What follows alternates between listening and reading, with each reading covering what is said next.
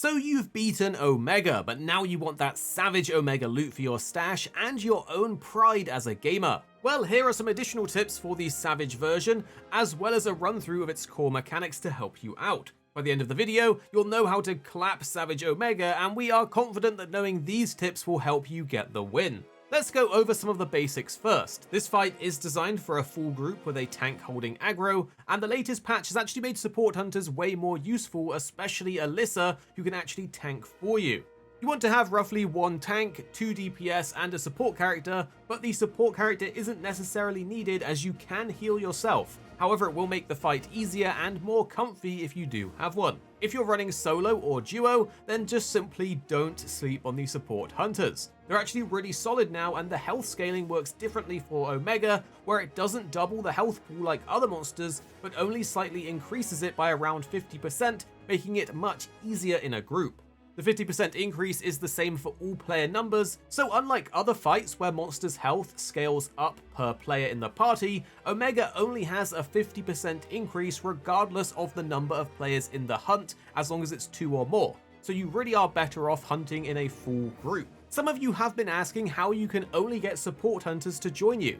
To exclusively get support hunters in your quest, before you post the quest, open up the hunt settings and turn on support hunters only.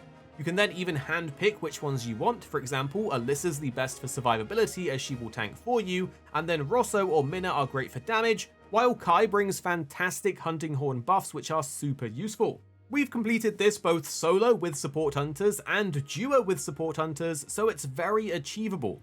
Now this hunt does also bring back Enmity, kind of like Behemoth back in Monster Hunter World. You'll see a red line showing who has aggro, and that player should focus on keeping Omega's attention while blocking incoming attacks, while all the other players should hit on the legs. Hitting the head will build up enmity faster, so shield users make great tanks here. There is also the bubble shield mechanic that is crucial, especially in the Savage version. You can trigger a shield by breaking Omega's head or targeting a weak point with a focus strike after one of its laser attacks. You also have the special slinger pods found in little rubble piles after completely destroying one of its legs, or by killing the glowing mini Omega bots before they explode. In Phase 3, when the Nasilla clone appears, taking it down will spawn a large shield that you will need to survive the laser charge, so bringing fire weapons helps here, and then just burst it down fast. It's basically a DPS check. You can use all of these different shields for massive damage windows, which become more important as the fight goes on. Since we're talking about the phases, let's dive into them in a bit more depth so you can get an idea of what you should focus on for each one. In Phase 1, all you really need to do is deal damage to Omega, and it's a relatively easy phase. You may want to open with a Pictomancer spell for additional damage, and help level it up for the next phase. When damaging Omega, if you can for the majority of the fight, you want to focus on the legs, which is going to be the key to the next phase anyway. There's actually different hit zones for the front legs versus the back legs depending on what weapon type you're using. For the front, you want blunt damage, but if you're using slashing damage weapons, you want to focus the back legs to get more damage. The easiest openings for getting some good burst damage out is during the Rocket Fist attack or the Mustard Bomb attack if he isn't targeting you with it. Also, make sure in Phase 1 that you do not use any CC options here. Save it for the last phase, and that means you shouldn't do any mounts or statuses like paralysis. When you've done enough damage, you'll then be in Phase 2, and there's a few things to be aware of here. Firstly, Omega will almost always target the first person that enters the zone with a mustard bomb, so if you're the first one in, you want to run away, and have the mustard bomb's fire be somewhere at the edge of the stage. On top of this, you also have environmental traps in this area. There's 2 rocks that you can drop that will push this to Phase 3 a lot faster, as both of them do a ton of damage to Omega. But something you will have to look out for is the Pantokrator mode. This is basically Omega's Enrage mode, where it becomes more tanky, starts flashing red, and will progressively start to go nuts. This includes shooting laser beams everywhere and quickly following up with additional moves. You want to keep him out of this mode as much as possible, and the way that you do this is by attacking the legs to create wounds. If you create and destroy around 3 leg wounds, this will generally remove him from his enraged mode and put him back to normal. Something to note about this when playing on the Savage difficulty is that the wounds actually heal quite quickly over time. This means when you activate a wound, you have to pop it pretty fast. In addition to that, in the Pantokrator enraged mode, after some time it will start to thrash around like crazy and just spam moves. This is where you need to play defensively, as after roughly 3 times of it doing its forward and backwards fire attack, it will then have to rest, and this is a window for you to get damage on the legs and even pop one of the weak points on each of its legs. Now let's talk about phase 3, because this will be a war for many players, as it also includes a damage check. After doing enough damage to Omega in this phase, he will then spawn a load of mini robots and a Nursilla clone. You need to defeat this Nursilla clone in time while it charges its big laser in order to create a shield that allows you to tank the big beam.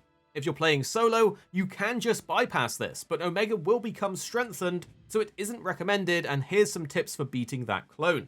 An easy way to prep an initial burst of damage on the clone is to go into this phase with a level 3 Mog Beam prepared and then chuck it for around 700 to 800 damage, reducing the overall amount of damage you need to do in this time window. Next, you should make use of the Malboros. These inflict a bunch of statuses on the clone, including paralysis, leaving you a big window to get a bunch of damage in. You want to stick as close to it as possible, but you also don't want to get hit. If you are struggling with this, the Rocksteady Mantle does help. Remember, in this area there is a bunch of rocks that you can drop, so after you've passed the damage check, Omega will be in a perfect position to drop the big rock behind him for massive damage and a brief interrupt. Also note, after the damage check, Omega will increase his attacks generally by 1, so that means there will be an extra charge for 3 in a row and an extra flame burst for 3 in a row as well. Something else to watch out for in this phase is that it will have the health cannon.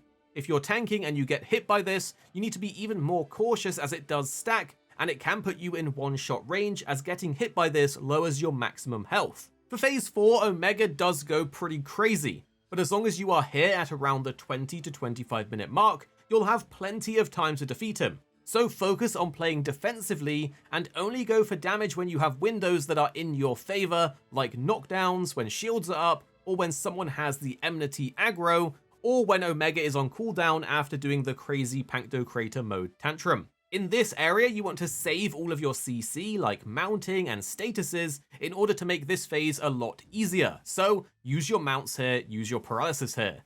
In phase 4, the same tricks apply of the previous areas. There are plenty of rocks to drop, just like in phase 3, so make sure to use them and aim them well to maintain pressure and shorten the phase. Here are some handy tips to help you with some of his notable moves. For the mustard bomb, you simply want to run away to the edges of the map or a part of the field that you know isn't going to impact your teammates. Sometimes there isn't enough time to run away and get to the perfect spot. However, if someone else on your team is being targeted by this, it's a great opportunity to get a ton of damage in. A good tip to know is that the mustard bomb will pulse and make a sound around 5 times before detonating, so this helps to get the timing a little bit easier. Next is the MRV Missiles. This is a dangerous attack as it sends out repeated missiles, and this is where having a tank is essential. If no one has Enmity, Omega will target everyone in the party with missile after missile. But if someone does have Enmity, it will just target them. Furthermore, take note of where you're standing, as if these rockets pile up on one teammate, it can do a ton of damage as it all stacks together. Wave Cannon is simple, it's just a spin with several beams, but don't get caught off guard by the delayed explosion after. The Rocket Fists are another great opportunity for damage, as you can destroy them with a single hit of your weapon and use the rest of it to DPS on Omega. If you're using a weapon that needs perfect guards to trigger things, like the Charge Blade with Savage Axe mode, you can use these fists to trigger Savage Axe mode super easily as well. For the Fire Wave AoE, you can actually roll between the waves or just block them if you have guard up. It has a maximum of 3 waves towards the end of the fight, but for the majority of the fight before that, it will just do 2 in a row. Here's some extra useful tips and items that you should take with you. If you're having difficulty with the Rocket Fists, you can simply use throwing knives from your slinger to easily get rid of them, but personally we prefer hitting them with a big chop or using them to trigger a perfect guard and then follow up for Savage Axe mode.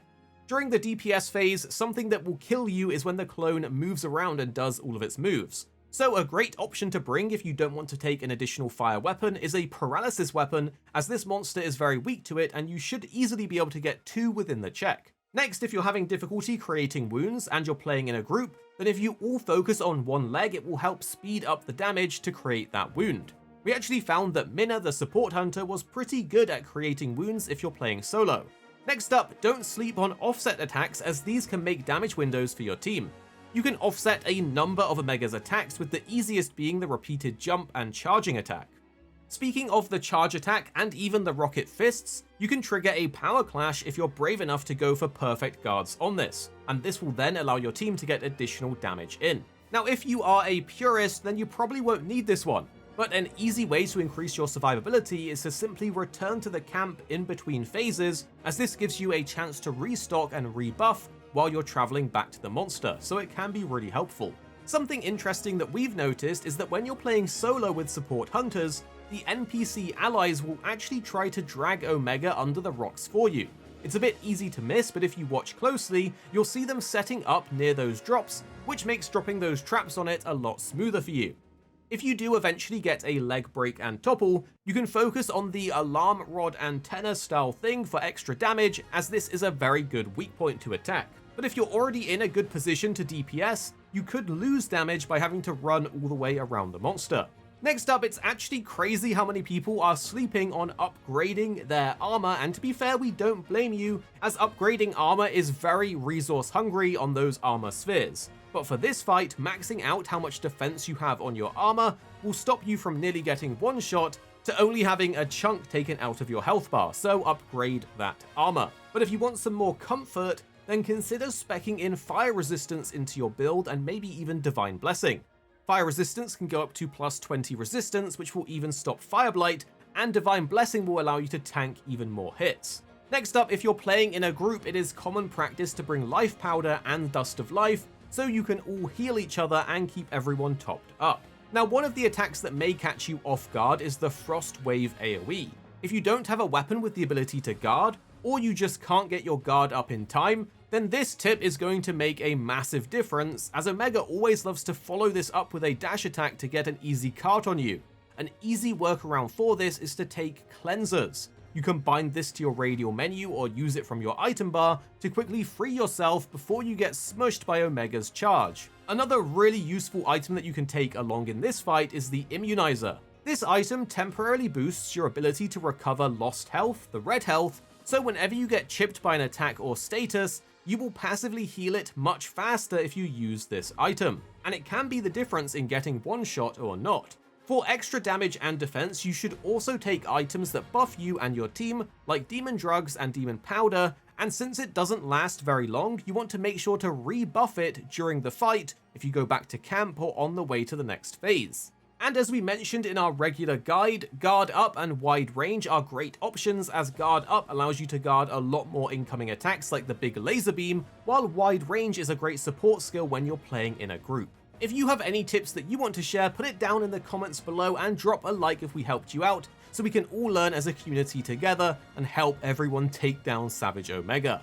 We hope this made the hunt a lot easier for you, or at least taught you a few things. And make sure you're subscribed, because we'll be back with more Monster Hunter coming your way very, very soon.